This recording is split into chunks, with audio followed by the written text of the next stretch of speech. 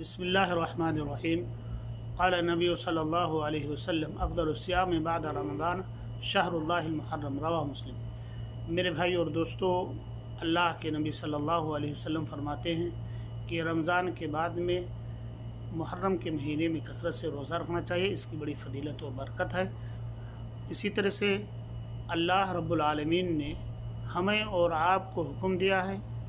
کہ ہم اللہ کے نبی صلی اللہ علیہ وسلم کی اقتداء کریں، اور اللہ کے نبی صلی اللہ علیہ وسلم اس مہینے کے اندر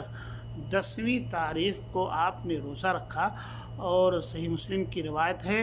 کہ اللہ کے نبی صلی اللہ علیہ وسلم فرماتے ہیں کہ جو شخص جو ہے 10ویں تاریخ کو روزہ رکھتا ہے تو اللہ رب العالمین اس کے سال بھر کے گناہوں کو معاف فرما دیتے ہیں۔ اسی طرح سے جب نبی صلی اللہ علیہ وسلم ہجرت کر کے مدینہ تشریف لے گئے تو آپ نے یہودیوں کو پایا کہ اس دن روزہ رکھتے ہیں۔ آپ نے ان سے سوال کیا کہ اس دن روزہ کیوں رکھتے ہیں، تو انہوں نے جواب دیا کہ اللہ رب العالمین نے موسیٰ اور ان کی قوم کو فرعونیوں سے نجات دیا، موسیٰ علیہ السلام نے بطور شکریہ اس دن روزہ رکھا۔ تو اللہ کے نبی صلی اللہ علیہ وسلم نے صحابہ کرام سے فرمایا کہ ہم یہودیوں کی بنسبت جو ہے زیادہ حقدار ہیں کہ ہم اس دن روزہ رکھیں، اس لیے آپ نے خود روزہ رکھا اور اپنے صحابہ کرام کو روزہ رکھنے کا حکم دیا۔ پھر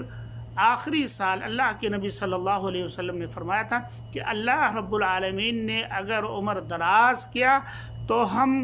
9 کو روزہ رکھیں گے، یعنی یہودیوں کی مخالفت میں صرف وہ 10 کو روزہ رکھتے ہیں، ہم جو ہے 9 کو بھی روزہ رکھیں۔ اس لیے میرے بھائی اور دوستو، ہمیں اس بات کی ضرورت ہے کہ ہم 9 اور 10 کو بھی روزہ رکھیں، اور اللہ رب العالمین توفیق دے تو زیادہ سے زیادہ روزہ رکھیں، اس لیے کہ یہ جو ہے رمضان کے بعد اس مہینے کے اندر انسان کثرت سے روزہ رکھے۔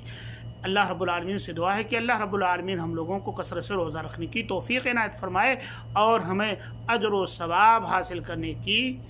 ہمت اور طاقت اور قوت دے۔ آمین۔